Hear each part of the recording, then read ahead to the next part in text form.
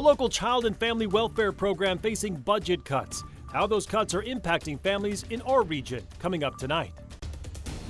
A missing plane found in Kittitas County. The latest from deputies tonight. And the State B High School basketball tournament kicks off at the Spokane Arena tonight. We'll have a live look from inside.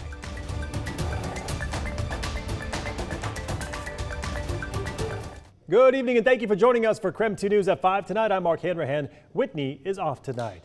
We begin with an update on a missing plane that left Yakima yesterday. Deputies say the plane was found crashed on the Kittitas side of the Columbia River near Whiskey Dick Mountain.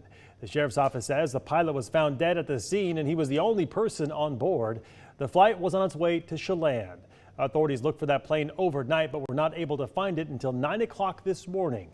The cause of the crash is still under investigation tonight.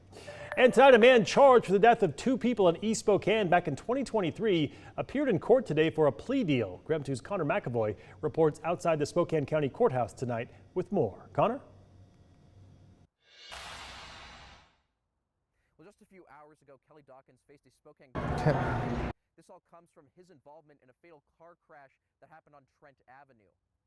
Court documents show on August 11th of 2023, Dawkins was leaving a business and was turning to drive east on Trent Avenue.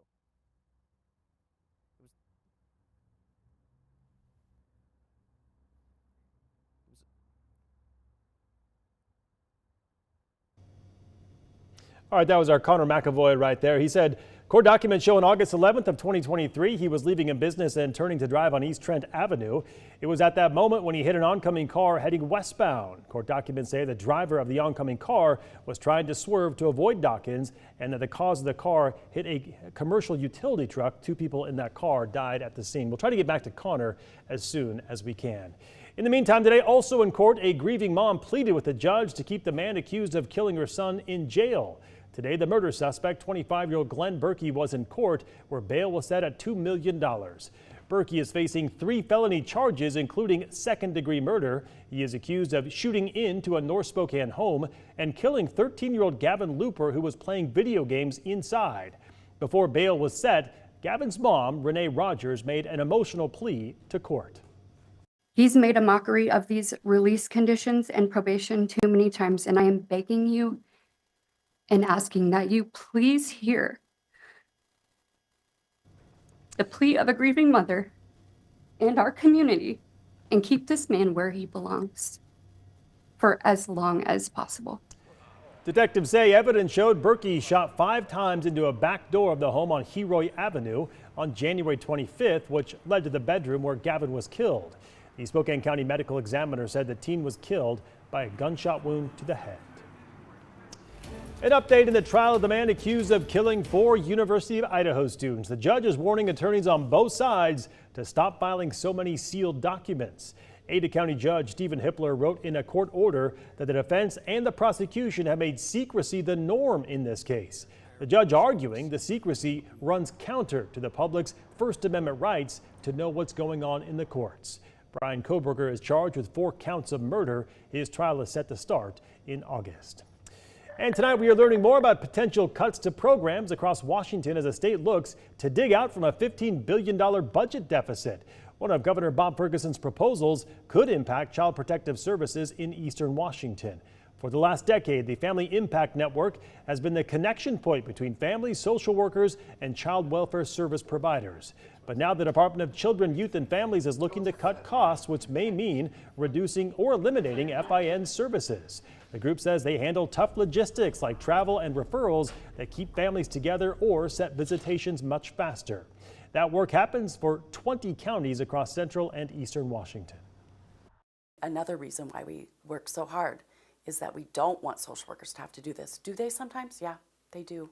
But we really don't want that to be the case. There you go, buddy.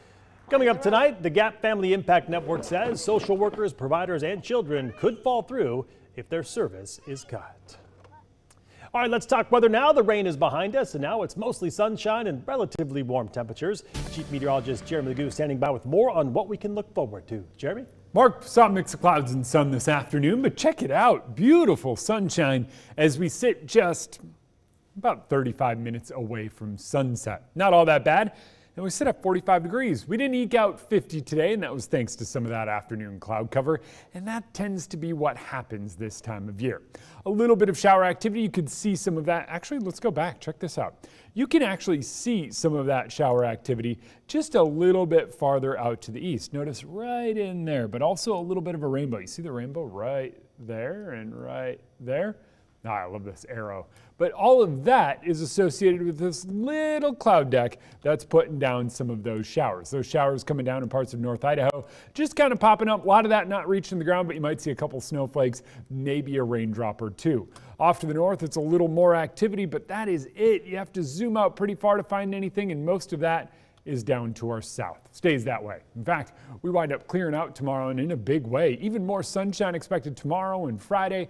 And despite a northerly wind throughout the day tomorrow, we still eke out 52 degrees. Slightly cooler on Friday because those winds lead to a cooler air mass moving in. We're not talking Arctic air at this point in time, just a little cooler.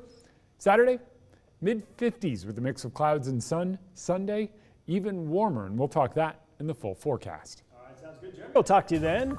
Still ahead at 5 tonight, the State B basketball tournament returns to the Spokane Arena. We'll have more on the first day of play and how much this all means for the small communities attending the tournament. Also, President Donald Trump addressed Congress last night. Politicians in our region weigh in on the president's remarks. That story coming up in just 3 minutes.